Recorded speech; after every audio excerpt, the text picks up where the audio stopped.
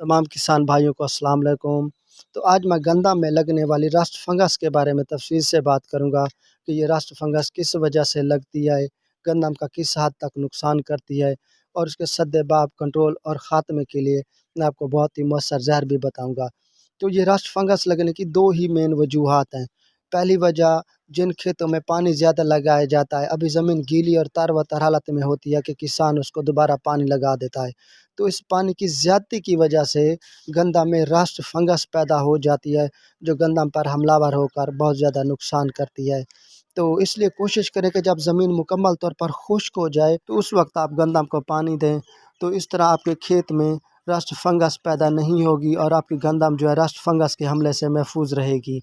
तो दूसरी जो इसकी मेन वजह है, पुराने बीजों का काश्त करना। तो जिन किसानों ने पुराने बीज फैसलाबाद या इस तरह के जो दूसरे पुराने बीज काश्त किए हुए हैं, तो उनकी फसल पर रस्ट फंगस का हमला लाजमी होगा। तो जिन किसानों ने नए बीज दिलकश, सुबानी, अकबर, अरूज वगैरह काश्त किए हुए हैं, तो उनकी फसल पर रस्ट फंगस का हमला नहीं होगा। तो अगले साल आप कोशिश करें कि आप गंदम के नए बीज काश्त करें। एक तो आपको पैदावार ज़्यादा मिलेगी, दूसरा जो है आपकी जो गंदम होगी वो रस्ट फंगस के हमले से भी महफूज रहेगी। ये गंदम में किस हद तक नुकसान करती है? पौधे के पत्ते जो होते हैं वो उसके लिए फूड फैक्ट्री का काम करते हैं। पत्ते खुराक बनाकर पौधे को मुहैया करते हैं और पौधा जो है उस खुराक से दाना बनाता है। तो ये फंगस पौधे के निचले पत्तों से शुरू होती है और फिर आहिस्ता आहिस्ता ये सारे पत्तों पे फैल जाती है। पहले पत्ते पीले होते हैं, पीले होने के बाद आहिस्ता आहिस्ता पत्ते मुरझाकर सूख जाते हैं।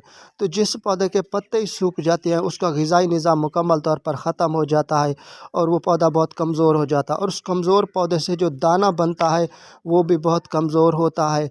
उसका साइज़ भी कम होता है और वो दाना वज़न भी कम फराहम करता है, जिससे काफ़ी हद तक पैदावार कम हो जाती है। तो जिस खेत में रस्ट फंगस का हमला होता है उस खेत की तकरीबन 30 से 40% जो पैदावार है वो कम हो जाती है। तो इसलिए आप अपने खेतों पे नज़र रखें। जैसे ही आपको अपने खेत में रस्ट फंगस का हमला नज़र आए तो फ़ौरन उसके सद्देबाब कंट्रोल ख़ात्मे के लिए मौसर स्प्रे करें।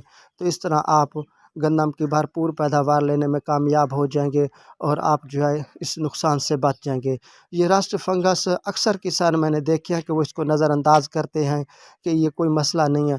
तो ये एक बहुत ही मूज़ी मर्ज़ है जो गंदम की तकरीबन 30 से 40% पैदावार कम कर देती है। तो इसलिए इसका वक्त पर सद्देबाब ख़ात्मा करना बहुत ज़रूरी है। बहुत से नातजर्बाकार लोग बताते हैं कि इसके ख़ात्मे के लिए थायोफिनेट मिथाइल का स्प्रे करें, कोई कहता है सल्फ़र का स्प्रे करें, कोई कहता है कि सल्फ़र फ्लड करें।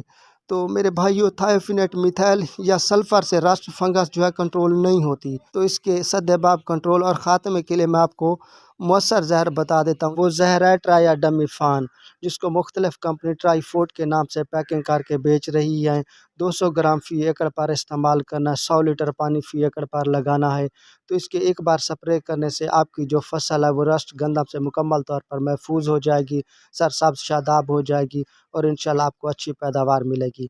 तो मैंने अपने इस चैनल पर गंदम के तमाम मसाइल के हल की वीडियो अपलोड कर दी है और इसके अलावा गंदम की जितनी भी ज़रूरियात हैं वो तमाम वीडियो भी मैंने अपलोड कर दी है।